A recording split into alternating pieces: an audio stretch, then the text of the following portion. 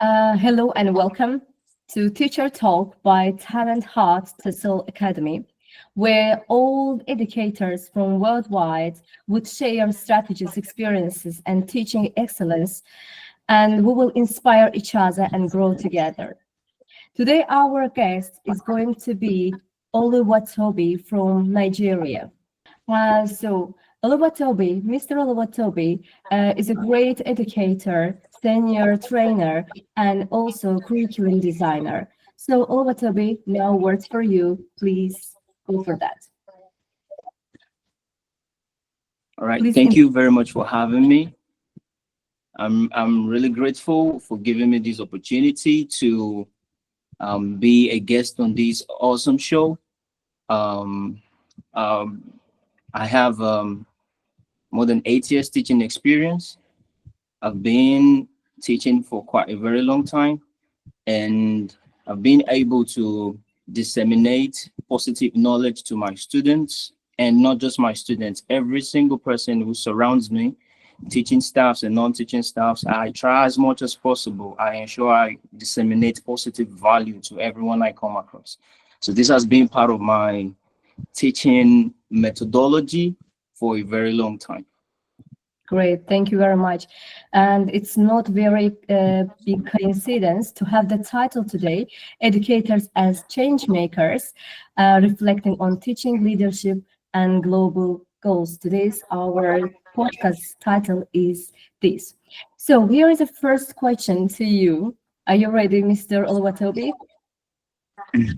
Yes, I am. I am ready. So the first question is, how have you used differentiated instruction to meet the diverse needs of learners? All right, thank you. That's a very beautiful question. I make use of developmental appropriate practices many a time to teach my students, ensuring all students get involved in the classroom. Every student, irrespective of the region or irrespective of the category they belong in the society, I try as much as possible to ensure that they all get involved positively in the class. No student should be left behind. No student should be left aside. Every student have to be a positive learner, and that goes with the help of the teacher. The teacher needs to look into every member of the class, ensuring that, yes, these students are meant to achieve the best. So this has given me the opportunity to provide developmental appropriate practices, giving all students the required attention, not leaving anyone behind, because we all know not all students learn on the same pace. Students learn in different levels. So the teacher, I as a person, I try as much as possible, I ensure that my students get the best, irrespective of the level of their engagement, the level of their participation in classroom. Yeah, thank you very much for your valuable opinions about the differentiated instruction, which is inevitable and very valuable in teaching. So I agree with you completely. My another question is going to be reflecting on your own structured essay writing program, as I know that you compiled it by yourself, and what key strategies you applied and how they actually contributed to the students improve their writing skills. Can you please just a little bit? All right, thank you very much for that question. When I reflected on some of my students' struggles with essay writing, I noticed the problem wasn't lack of ideas. Mm-hmm. Sometimes they go through spelling issues, they lack the structure and sometimes the confidence. So what I have to do is re-strategize my teaching steps. So before embarking on writing, we spend time on planning, ensuring that the thesis statement, a topic sentence, and each paragraph and examples must be followed when carrying out this structure, this plan. So this enables them to think logically, So when you give students the ability to plan before writing their essay, it gives them the ability to think logically, to know what exactly they are meant to write, to know what exactly they are meant to present before carrying out the project, or before carrying out the exercise.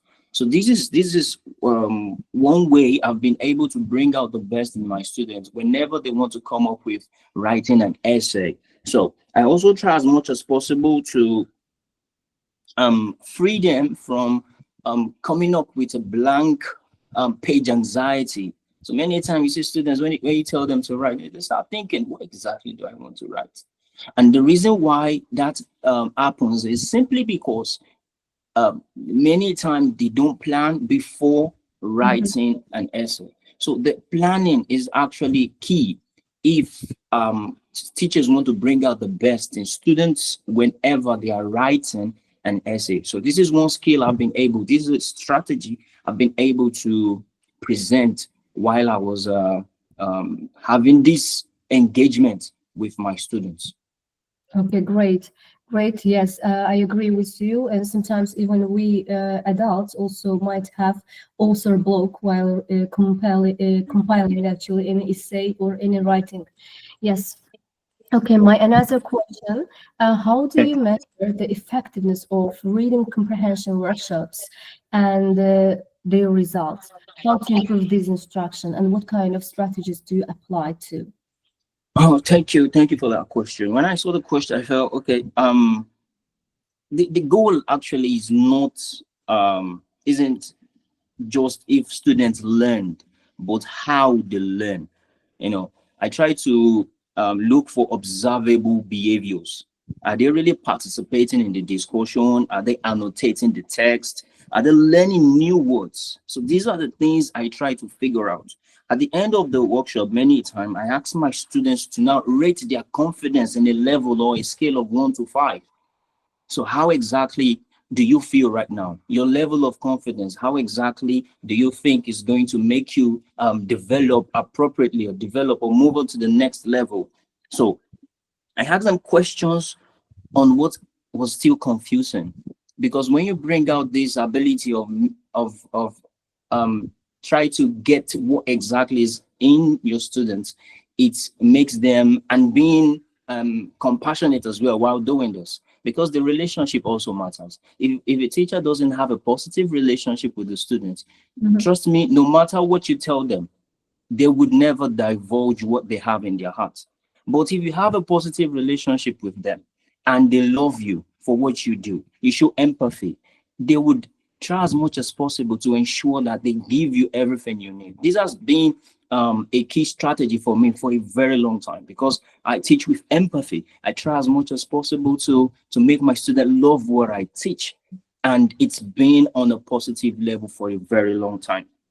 So their voices, whatever they say, and bringing out a result from the scale of 1 to 5, it says a lot. It makes me identify, okay, this student, this beautiful student, still needs a little bit of help, a little bit of push. This student is already there, so I know how exactly I'm going to handle this student. But my focus has to be on those students who have not been able to get to that certain level I want them to get. I have to focus on them in order for them to be on the same level with those who are on the scale of 5. So this is one thing I do a lot of times. Okay, awesome, Mr. Oluwatobi. So actually, I have to skip 4 questions since you covered all those ones. The next question. Okay. And I have to just skip those 4 ones. Let Okay. me just give you a question about the teachers. So actually, I would like to know that what kind of like methodologies, strategies, and instructions do you use to encourage and also to mentor junior teachers and improve their class management skills? So as I understood, you have a great mindset of building empathy between you and the students. And I would like to know about it, how you instill it to the junior teachers, please. Oh, thank you very much for that question. One thing about instilling the best in junior teachers is ensuring that you respect them. Everybody should be respected. Respecting them actually goes a long way. and it will make them, get to relate positively with you. So another thing I do is ensuring I connect teachers together. It's like a one family, irrespective of the class, irrespective of the region or the tribe we all belong. Since we are all teachers, we have a goal. We are all trying to bring out the best in children. So one thing I do is ensure that we all stand together, we work together as a team. And working together as a team will eventually make us achieve a lot, make us achieve the best. So this is one way I try as much as possible to encourage the junior teachers. I also try to celebrate their success as well. So the success must be celebrated. Perhaps they were promoted in their job, perhaps they were given a higher remuneration and some other perks that makes them happy. We should celebrate them. We should make them happy. We should make them important. So this is one of the things I do whenever I'm with my junior colleagues. Okay, great. Thank you very much. So my another question is going to be, can you describe how your leadership internships or projects contributed to improve teamwork and reduce administrative challenges? Oh, okay. And the leadership internship and teamwork. Actually, during the internship program, I was taught how to display respect to everyone within and outside the school premises. So I was being told being a leader means a lot. A leader carries everyone along. A leader shows respect to every single person he or she is leading. So these are was actually an opportunity for me to bring out what I already had in myself. So I was able to try as much as possible to ensure that teachers connect.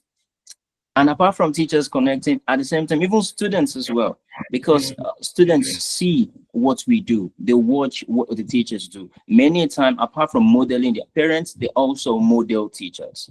So when they notice that this teacher is so respectful to his colleagues, this teacher shows empathy to everybody, this teacher tries as much as possible to make everybody happy, and having everyone's thoughts in his mind. This actually assisted me in bringing out what is positive concerning my students and the teachers as well. So actually, I came to one consequence after your talk that we teachers are really valuable ones who hold Yes. responsibility over our shoulders, and we empower minds. We are not only educating the people, we leave impactful change on the people's let's say improvements, future lives. So that's really Yes. thank you very much for this. And let me give you another question since I'm really curious to know about that as well. Um, okay, so what role have school level clubs and competitions played in building community? And I really wonder in Nigeria, what kind Yeah. of competitions, what kind of clubs do you conduct in order to involve all the students, to make them active, to make them involved, engaged? So please, little bit about this. Okay. Thank you for that question. Um, One thing behind creating clubs is to bring out the best in children, Mhm, and that has to be the main goal. And doing that will enable the school as a whole and even teachers help students achieve their dreams and their goals. So in Nigeria, we have a whole lot of mhm, clubs that bring out the best in students, and it depends on the setting of the school. Some mhm, schools may decide to go with drama clubs, mhm, debating clubs, press mhm, clubs, and some schools may decide to go for cultural clubs, mhm. and so many other beautiful clubs like that.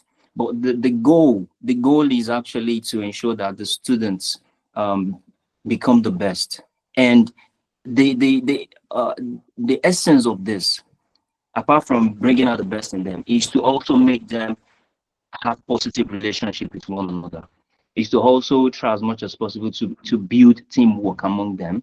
is to also try to encourage them to participate in activities like this. It also helps them to, you know, uh, gain confidence in whatever they are doing.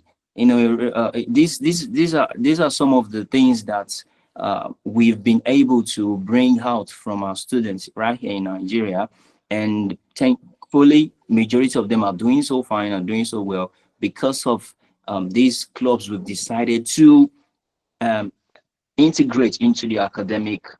Um, so Okay, thank you very much. So actually, yes, that's very important thing to bring out students good things, let's say, goodwill out and make it visible. So let me give you another question. So okay. okay, but what about the collaboration? How it is working in the place where you are living? I mean that in what ways have you collaborated with other schools, communities, organizations in Okay. order to achieve whole aim?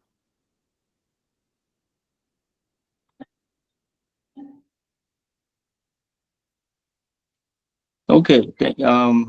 Thank you very much. Collaboration with other schools is um is something we can't do without. Collaboration with other organizations apart from schools, even communities. I could remember a time um I I had to take some of my students down to the state high court in Mhm, order for them to see how a court procession, takes place.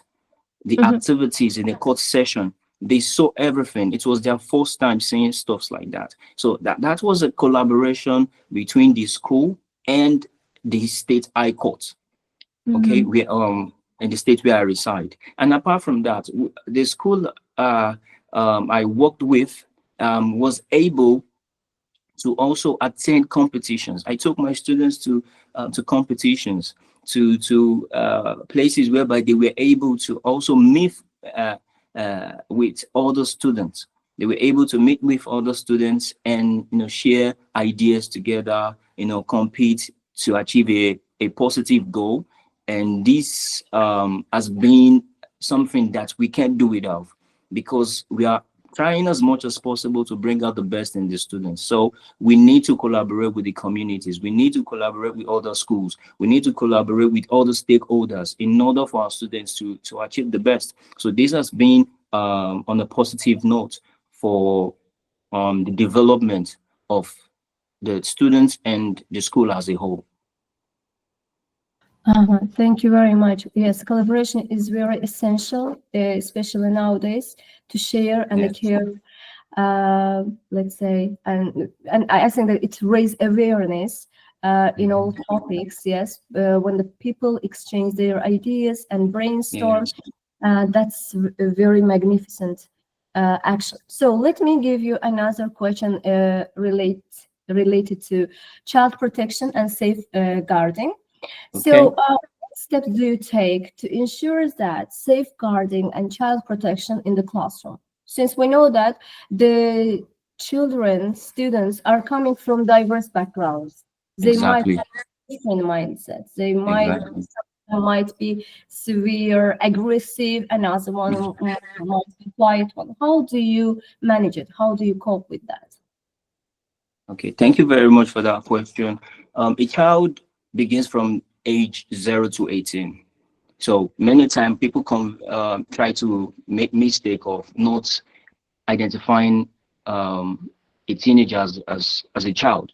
They say, "Oh, they are teenagers. They are no more children." No, it's 0 to 18. So whatever you do in safeguarding a child between the ages of 0 to, let's say, 15, you should um, come up with the same thing for a child between the ages of 16 to 18, because they all belong to that age range.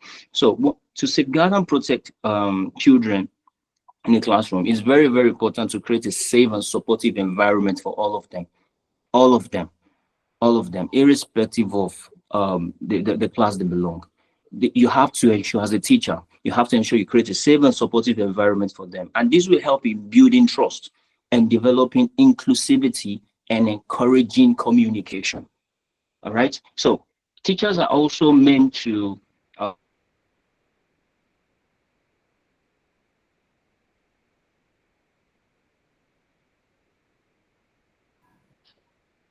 Do you hear me? maybe unknown to the teacher. And it's very important. The designated safeguarding lead should be given the information about that particular child.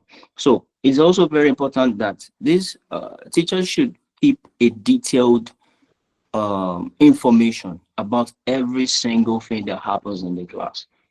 This is for the safety of the children, for the safety of the teacher, even for the safety of the whole school as a whole. So it's very important for teachers to do this, because leaving anything behind could cause chaos, could cause problems.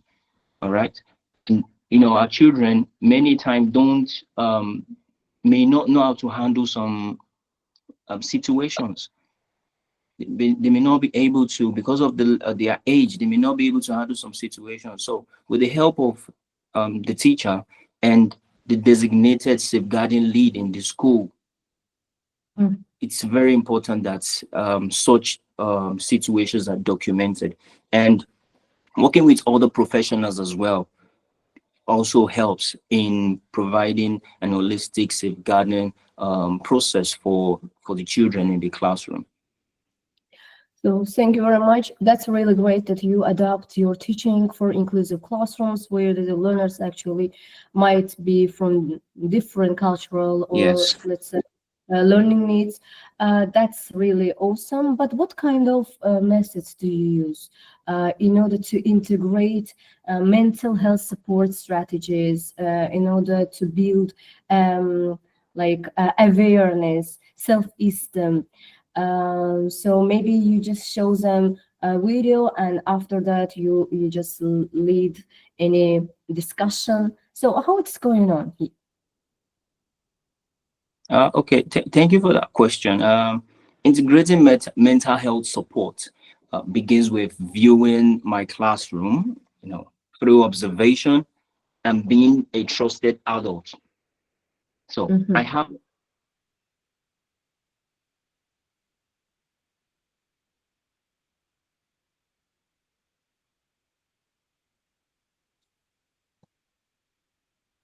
even before we begin teaching, we can decide to jump, have a silly dance, before the class begins, and perhaps even in between the class. Why is this? In order to enable the students have a positive mental health support.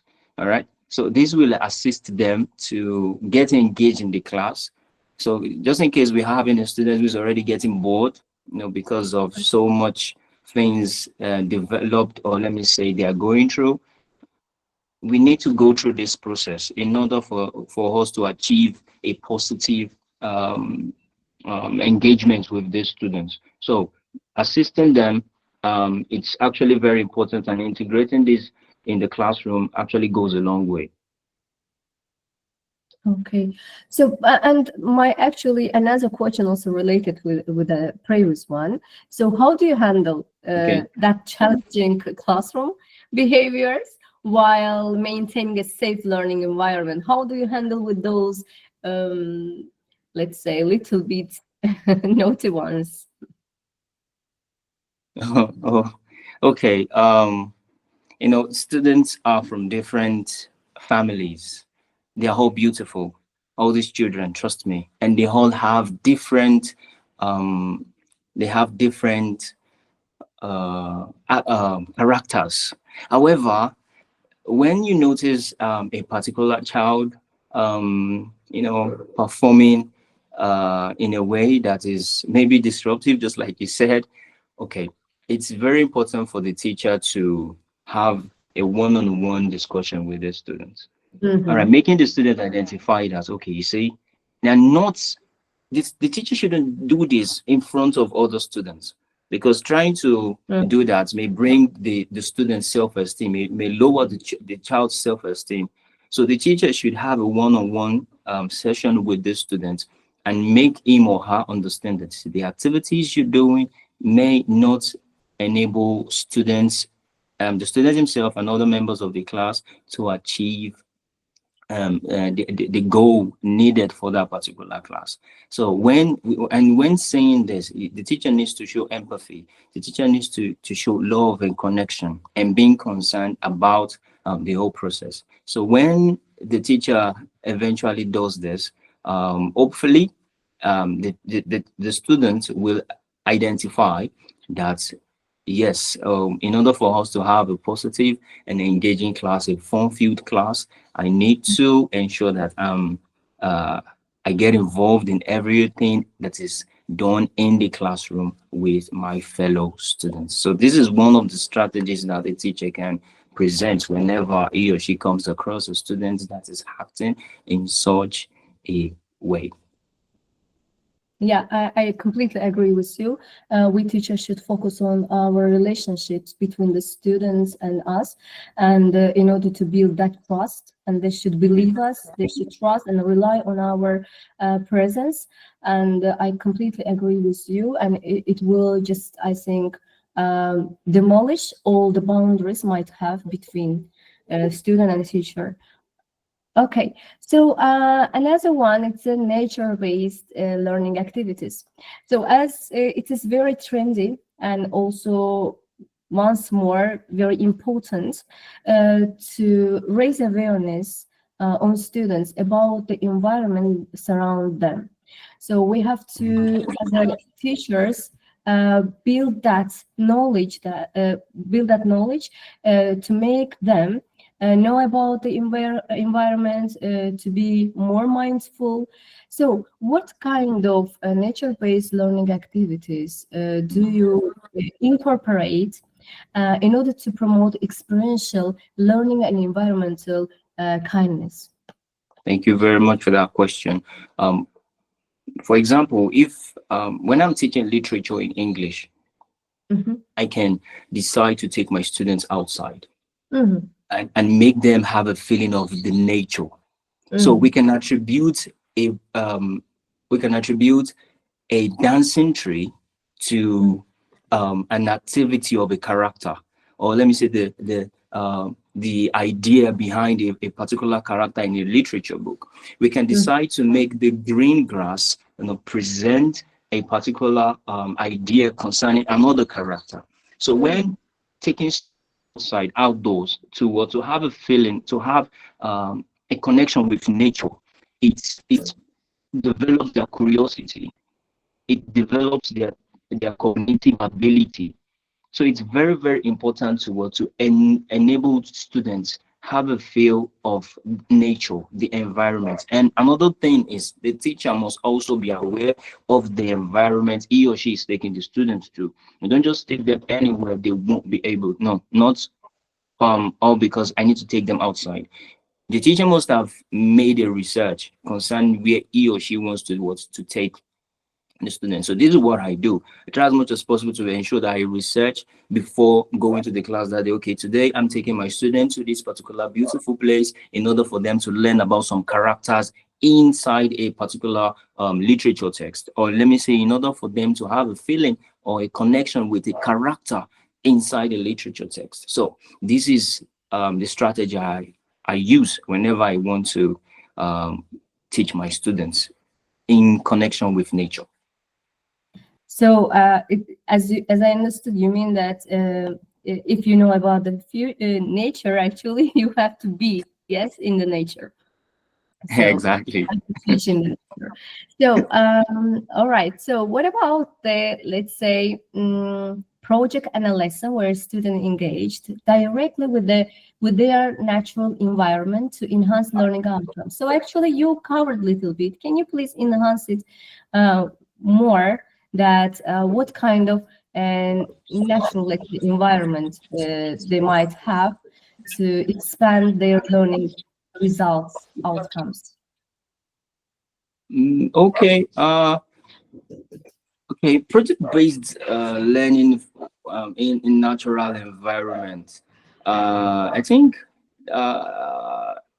taking student, just like I mentioned earlier, taking student outside, making them have a feeling of the nature and environment is a way in order for them to you know have a feeling of what is going on in the environment.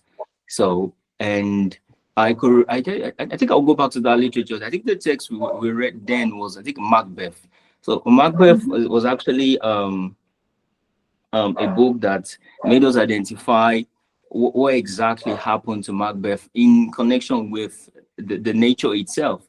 So, having turmoil in some cases, making us reflect. Okay, see the wind blowing right now. It's kind of not friendly enough. So we can use that to relate to a particular what's a character. That, okay, yeah, this is actually connected to. Okay, I asked them a question. Okay, what can you tell me about a character that has this kind of what very strong wind we're feeling right now?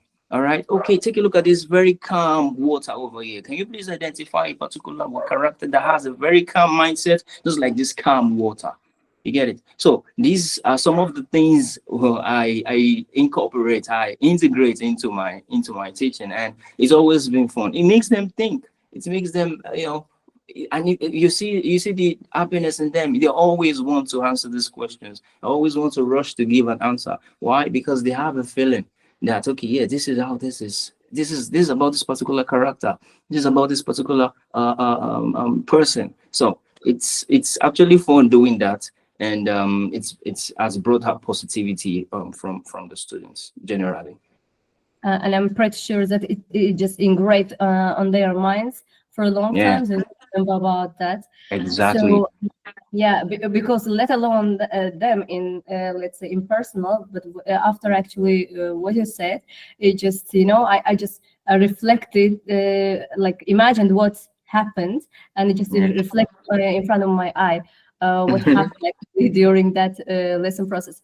So my next question: what role do you think outdoor learning plays in developing student curiosity? Actually, we talked about this, and I think that as you are talking very widely, and you cover my following questions, so I think that I can just skip and move to AI-powered tools. So I'm really curious to know that what kind of AI-powered tools do you use, how it optimize the Mhm. way you are working, the way you are teaching. So please let me know about that. Maybe I will get some hints and suggestions from you as well. If it is in a Okay. presentation, you can actually share it. Oh, okay. I will. I think it's there. But let me just. I think it's there. You find some potential of AI powered tools. Ah, here it is. Okay, great. All right. So I actually see a great potential in AI. To help my students a lot. So sometimes people say AI may replace teachers, but I don't think so. AI can never replace teachers. It's not possible. AI cannot develop um this human feeling. All right, AI doesn't know how to do that. All right, we can only use AI tools to help us achieve the best. All right, while having a positive relationship, and teacher-student relationship, which as the case may be. So technology is a powerful tool to enhance learning, but it must have a clear instructional purpose. All right, so the goal should be deep learning, not just high-tech engagement, because students should be digitally fluent but not digitally dependent. So we've noticed that a teacher must know how to balance this. All right, he or she must know how to balance this. So during reading comprehension, my students and I get involved. All right, I directly teach and use strategy at a time, because sometimes visualizing and questioning. And I try to think aloud while reading a text, modeling exactly how I use the strategy in real time. So one thing a teacher must do in making use of AI tools is just ensure you use the right ones. ensure that you use the right ones. I can give an example. For example, Canva. Canva is actually a tool uh, teachers can use. I think there's even a particular section for teachers, basically, whereby you can develop flashcards, you can develop different contents, different images, in order to help your teaching process go smoothly. So teachers should try as much as possible to incorporate this. There are other AI tools like quizzes as well, and these are stuffs they can make use of whenever what they are um having an engagement with their students. So there are a whole lot of stuffs there connected to that message over there. So uh I hope our teachers will be able to get involved and try as much as possible to make use of some of this awesome AI tools we have around us. Yeah, thank you very much. So, as I understood, you are the one who is using, let's say, mostly Canva. Yes, Canva for teachers. Yeah. Yeah. Okay, but I also want to give you one more hint, AI hint. Actually, AI Okay. tool. So that's a defeat. You can use it. That's a really magnificent tool where you can just compile literature-based Wow. worksheets with theories. So you might find it so engaging, compelling that, and you would see, you would understand that okay, there is no any other tool might be except that defeat. So since I understood that you are teaching very actively English literature, would it be better actually for you to Okay. use it. So that's really magnificent too. Thank you very much. Thank you very You much. you are Mhm. welcome. Okay, so yeah, I agree with you completely that yeah, AI totally cannot replace the teacher since we are the most powerful in emotional intelligence. So, in emotional intelligence cannot be in AI. How much Yeah. it might be powerful. So, okay. But what about how do you balance technology driven, let's say, learning with traditional teaching approaches? So, and what kind of traditional approaches do you have in the place where you live? So, I would like to know Okay. about that. Okay. Traditional teaching approach used most of the time here is direct teaching, and when comparing it with modern teaching methods, we actually can't decide to leave one behind and go for another because it's beyond comparison, just like I have it on my slide. So the most effective teaching integrates the strength of both methods. So as a teacher, you can't directly neglect, or let me say, you can't directly throw away the traditional teaching methods, because traditional teaching methods even help in foundational knowledge. All right. In foundational knowledge, a well-delivered lecture can explain a complex theory. Yeah. So, and modern approaches like the project-based learning can help to foster critical thinking and creativity. All right. So, I can decide to use a traditional approach to teach the essay or essay structure, and use a modern approach to make students peer review each other's drafts, each other's work. So we can't basically throw the two away. Let me Mm, say, or perhaps we can basically say one is better than the other, because mm. a teacher should use the two in order for such a teacher to achieve the best in the students. Yeah, for the savor of the students' achievement, we can use both of them by integrating and Yeah. incorporating. Yes. So now my another question, that's going to be the final one before the case study. Okay. So what is your life and teaching motto? Mhm. All right. When I saw this question, I was happy. I was like, yeah, okay, I think I have the chance to talk about my life and teaching motto. Wow, okay. I believe, just like I have it on my slide, I said, I believe who I am as a person is who I am as a teacher. So my life motto and teaching motto are the same. I'm this kind of person who, just like George Evans quoted, he said, every child can learn, just not on the same day or in the same way. So every child has different unique ability. So children are different, and a teacher must ensure they all achieve the best. Mhm. You can say because a particular child is actually not on the same level with other students, then you have to drop the child and say, hey, you're wasting my time. No, a teacher shouldn't do that.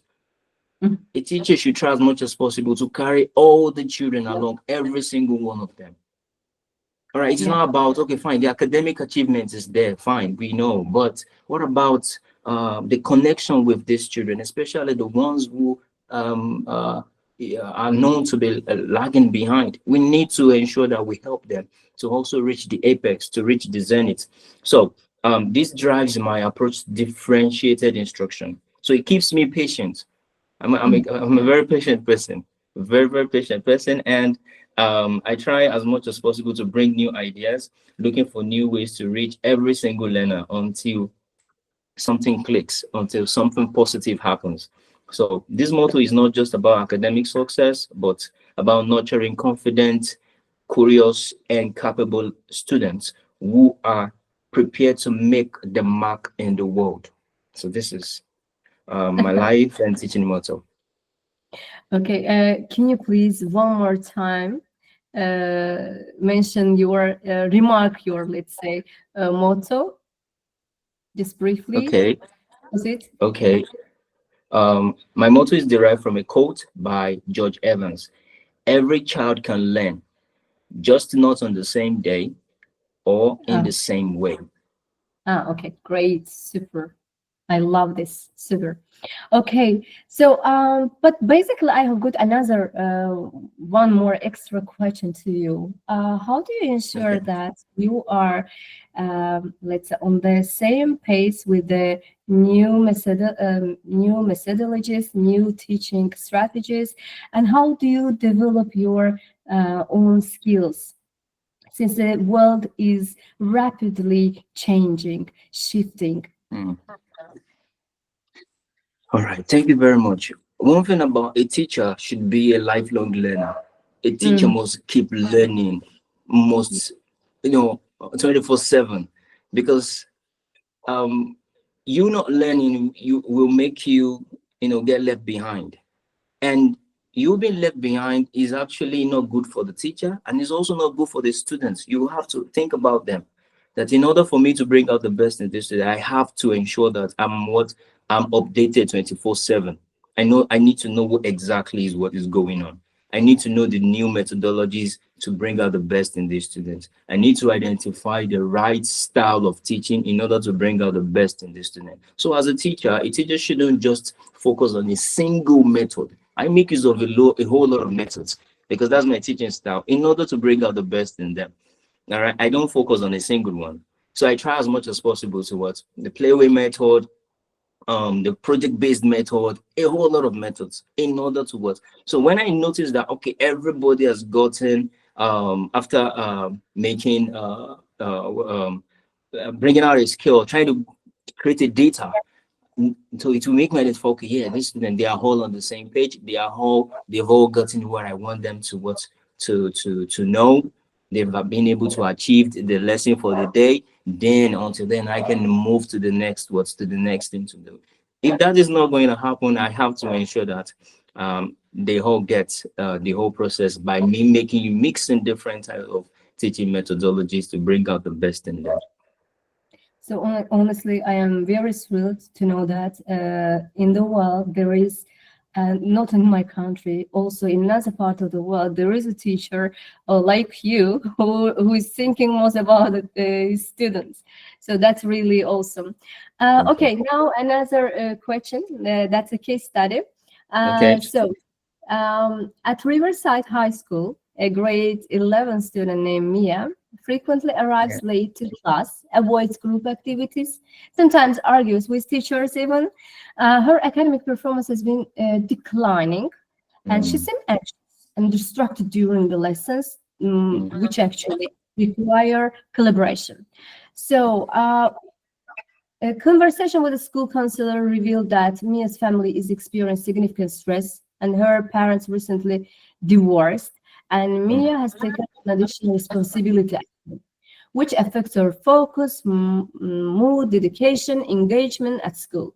Traditional disciplinary measures have not improved her behavior. So I would Mm. like to know your approach in this. How Okay. you're going to identify possible underlying causes. So please, little bit brief. Okay, I'll make it brief. Thank you very much for that question. When I saw it, I was delighted. Okay, this is a situation that needs to be treated appropriately, needs to be treated with so much attention. So Mia's behavior is actually not willful defiance. She's actually she no, a beautiful child like that doesn't have this willingness to do such a thing. All right. Mhm, So it is a clear manifestation of stress and issues in our personal life, just like we have it in the slide. So the underlying causes are likely emotional distress. All right. mhm, Emotional distress, role strain, and fatigue. Just like you mentioned, you know, the issue perhaps must have left her doing a whole lot of things, on her own without anybody helping her. So arguments with the teachers can be a misplaced attempt to gain control in a life that feels out of our control. All right. So my approach will be supportive. I have to be supportive. I will make her submit written reports. Okay, I will make us submit written reports from group work or do a one-on-one presentation to me.